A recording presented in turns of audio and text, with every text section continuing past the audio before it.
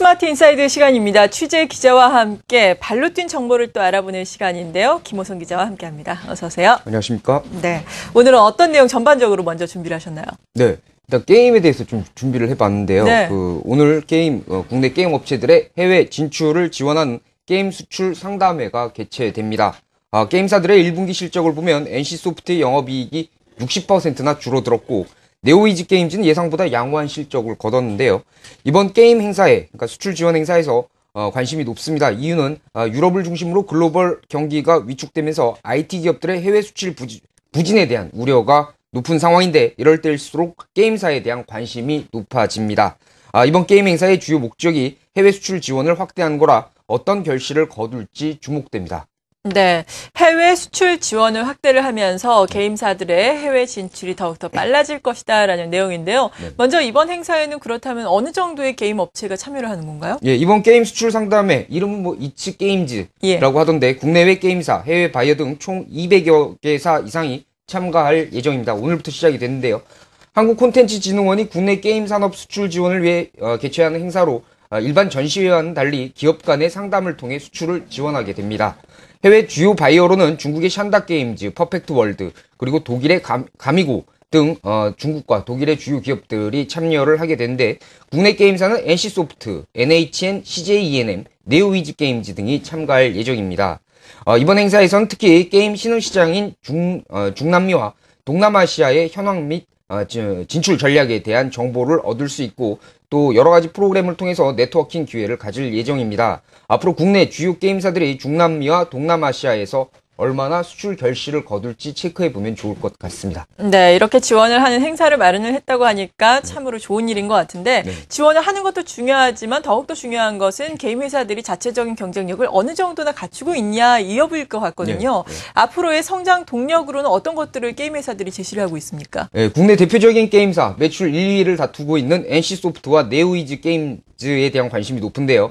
한국경제TV가 보도를 통해 전해드린 바도 있습니다만 국내 상장 게임사 중에 매출 1, 2위를 다투는 네오이즈 게임즈, NC소프트는 향후 매출원이 될 수 있는 신작 게임의 성공 여부가 회사 가치에 큰 영향을 줄 것으로 보입니다.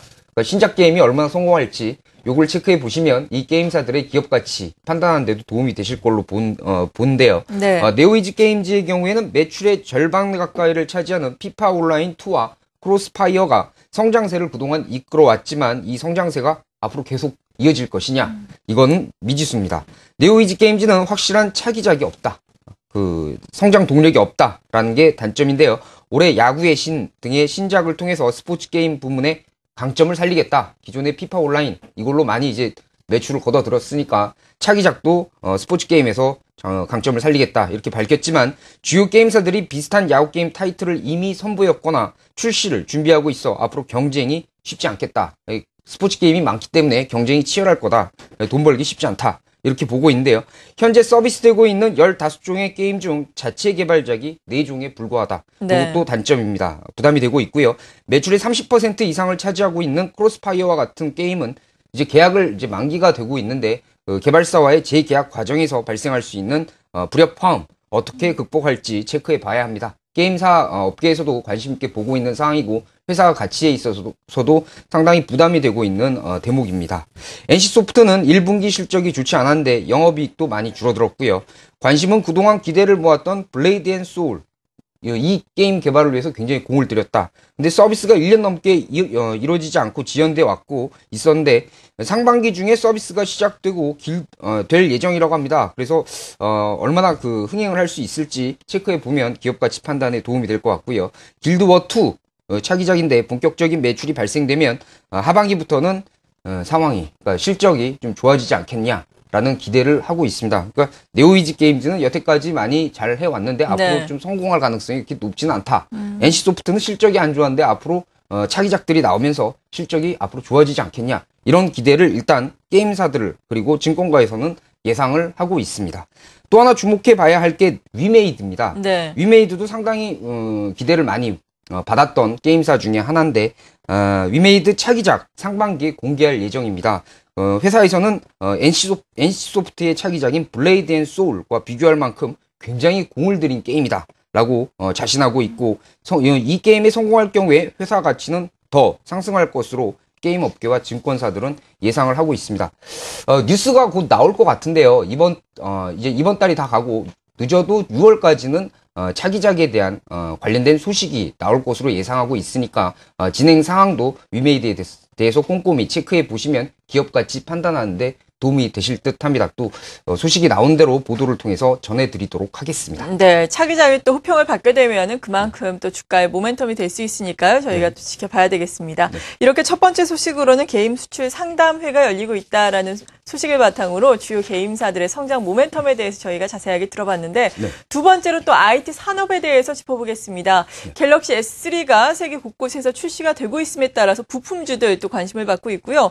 런던 올림픽 앞두고 OLED TV와 관련된 부품들도 주목을 받고 있다고요? 예, 우선 갤럭시 S3부터 좀 말씀을 드리자면 어제부터 출시가 되기 시작했습니다. 앞으로 한 달 동안 전 세계 145개국 296개 이동통신사를 통해서 순차적으로 갤럭시 S3가 출시된다라고 삼성전자는 밝혔습니다. 어제 영국과 프랑스, 터키, 아랍에미리트 등 유럽과 중동, 아프리카 20여 개국에서 세계 최초로 동시에 출시됐습니다. 한국에는 6월 중순, 다음 달 중순경에 나올 예정입니다. 갤럭시 S는 첨단 하드웨어, 얼굴, 눈, 음성, 행동 등 인간의 신체적인 특징을 인식해 작동하는 인간 중심의 사용자 환경이 탑재된 최신 스마트폰으로 관심을 끌면서 이미 전 세계적으로 선 주문량 1000만 대에 이른다라는 분석이 나오고 있습니다. 보통 휴대폰 1000만 대 그러면 굉장히 많이 판 성공한 케이스로 보고 있는데 이미 선주문만 1000만 대에 이룬다라고 해서 관심이 굉장히 높은 상황인데요. 관련 기업으로 그럼 어디가 있을까? 많이 이제 궁금해 하실 텐데 이미 얘기가 된 기업으로는 RF텍, 크로바 하이텍 등이 조명을 받았습니다.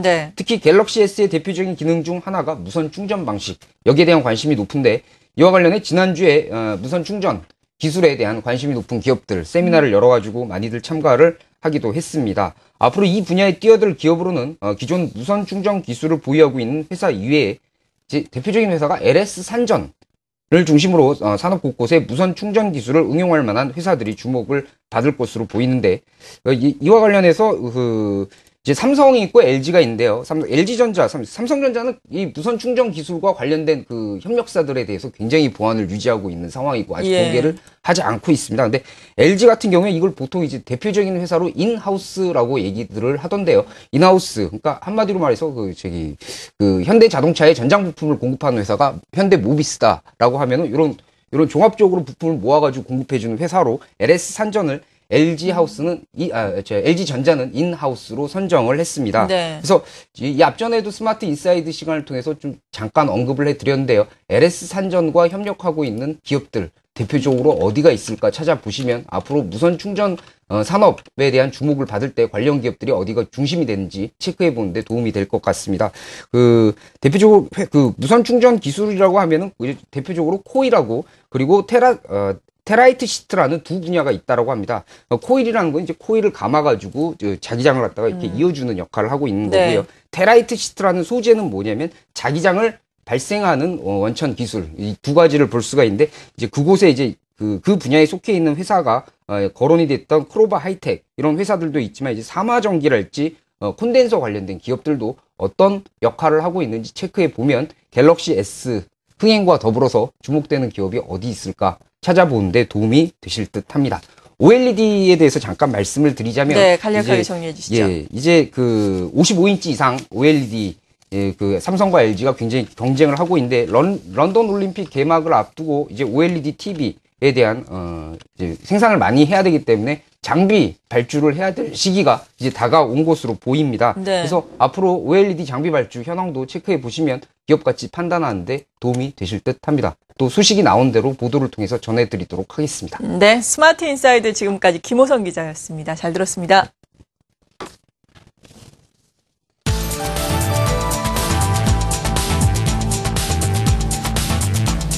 시청자 여러분 안녕하십니까, 홍민입니다.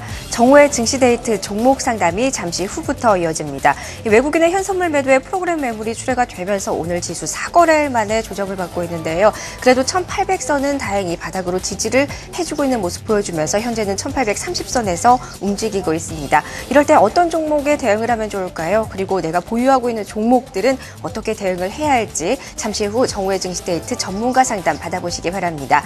전화와 문자로 사전 접수 받고 있습니다. 사전에 미리 신청해 주셔도 되고요. 방송 중에 신청해 주셔도 됩니다. 그럼 잠시 후에 뵙겠습니다. 네, 마켓 포커스 여기서 마칩니다. 시청해 주신 여러분 고맙습니다.